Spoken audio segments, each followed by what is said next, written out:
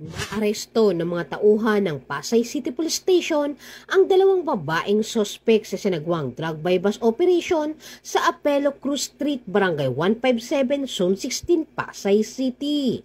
Kinilala ang mga sospek na sina alias Ava, 56 anyos, walang trabaho, at alias Lisa, 48 anyos, walang trabaho, at kapwa residente ng naturang barangay.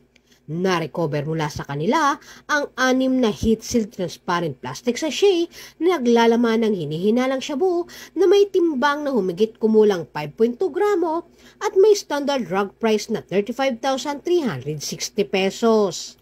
Nakuha rin ng isang 500 peso bill na ginamit bilang bypass money at isang maliit na itim na pitaka. Ang mga naarestong sospek ay dinala sa Station Drug Enforcement Unit para sa dokumentasyon at wastong disposisyon, samantala ang nakumpiskang mga ebidensya ay isinumiti sa Southern Police District Forensic Unit para sa pagsusuri. Kasalukuyang inihahanda ang kasong paglabag sa Republic Act 9165 o mas kilala bilang Comprehensive Dangerous Drug Act of 2002 na isasampa laban sa mga sospek sa Pasay City Prosecutor's Office sa pamamagitan ng inquest proceedings. Mula dito sa Camp Bagong Diwa, Bikutan, Taguig City, ako po ang inyong PNN correspondent, Patrolwoman Ivy Corporal, alagad ng batas, tagataguyod ng Balitang Pulis.